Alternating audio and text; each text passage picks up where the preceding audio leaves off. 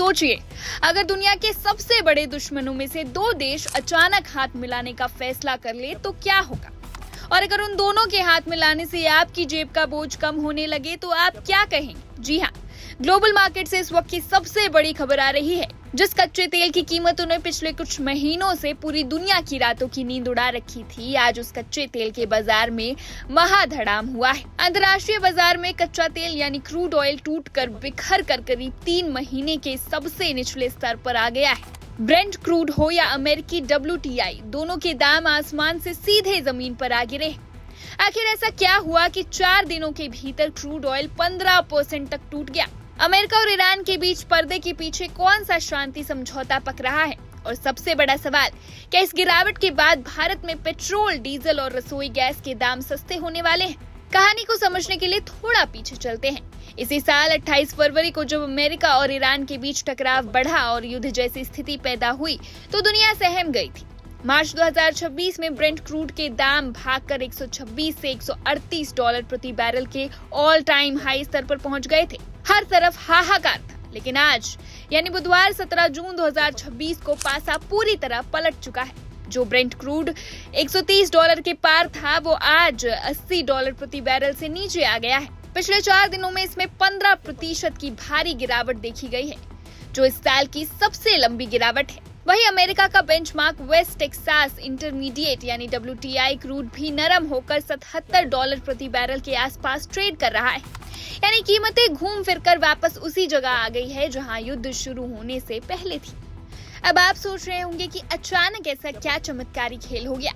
इस खेल के पीछे एक मेमोरेंडम ऑफ अंडरस्टैंडिंग यानी एक ड्राफ्ट समझौता, अमेरिका और ईरान के बीच एक अंतरिम शांति समझौते की खबरें अब खुलकर सामने आने लगी है। अमेरिकी राष्ट्रपति डोनाल्ड ट्रंप ने खुद बयान दिया है कि ये डील ईरान को न्यूक्लियर हथियार बनाने से रोकेगी। वहीं रॉयटर्स के हवाले से खबर है कि इस शुक्रवार यानी 19 जून को इस शांति समझौते पर आधिकारिक तौर पर दस्तखत हो सकते हैं। इस 14 बिंदुओं वाले ड्राफ्ट समझौते में आखिर है क्या?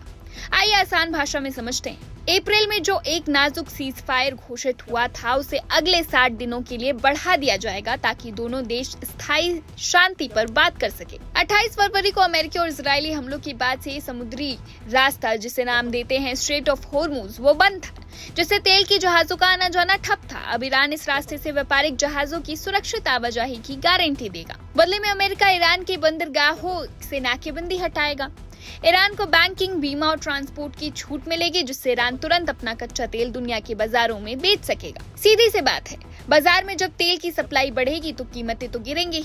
अब आते हैं उस सवाल पर जिसका इंतजार भारत का हर नागरिक कर रहा है, क्या हमारे देश में पेट्रोल और डीजल के दाम कम होंगे? देखिए, अंतर्राष्ट्रीय बाजार में क्रूड का गिरना भारत के लिए एक बहुत ही शुभ संकेत है, क्योंकि भारत अपनी जरूरत का 80 से 85% तेल बाहर से खरीदता है। पिछले 4 महीनों में क्रूड महंगा होने की वजह से हमारे देश में पेट्रोल की कीमतों में करीब ₹8 प्रति लीटर और डीजल में 7.50 से ₹8 प्रति लीटर तक की बढ़ोतरी हो चुकी है। लेकिन आम जनता को राहत मिलने से थोड़ा वक्त लग सकता है। क्यों? क्योंकि पेट्रोलियम मंत्रालय के सूत्रों के मुताबिक पिछले 110 दिनों में भारतीय तेल कंपनियों को भारी घाटा हुआ है। एक हफ्ते पहले तक कंपनियां पेट्रोल पर ₹3 और डीजल पर करीब ₹27 प्रति लीटर का घाटा सह रही थी। रसोई गैस सिलेंडर पर भी अंडर रिकवरी ₹700 तक पहुंच गई थी। कंपनियां पहले अपने इस घाटे की भरपाई करेंगी। एक्सपर्ट्स का मानना है कि अगर कच्चे तेल की कीमतें इसी तरह $77 के आसपास टिकी रही तो आने वाले कुछ हफ्तों में सरकार और तेल कंपनियां आम जनता को पेट्रोल, डीजल की कीमतों में राहत दे सकती है। लेकिन रुकिए, ग्लोबल मार्केट में सब कुछ इतना सीधा नहीं होता। इस तेल की गिरावट के बीच कुछ ऐसी चेतावनियां भी है जिन्हें नजरअंदाज नहीं किया जा सकता। पहली बात, इजराइल ने इस पूरे अमेरिका ईरान शांति समझौते से खुद को दूर रखा है। मंगलवार को ही दक्षिणी लेबनान में इजरायली ड्रोन हमलों में 3 गाड़ियां तबाह हुई और 4 लोग मारे गए। ट्रंप ने भी इजराइल के इस कदम की आलोचना की है, यानी इजराइल के रुख को देखते हुए इस शांति समझौते के टिकने पर थोड़े सवालिया निशान जरूर है। दूसरी बात, इंडस्ट्री एक्सपर्ट्स का कहना है कि युद्ध के कारण तेल के कुओं और रिफाइनरियों को जो नुकसान हुआ है उन्हें दोबारा पूरी क्षमता से शुरू करने में हफ्तों या महीनों का समय लग सकता है।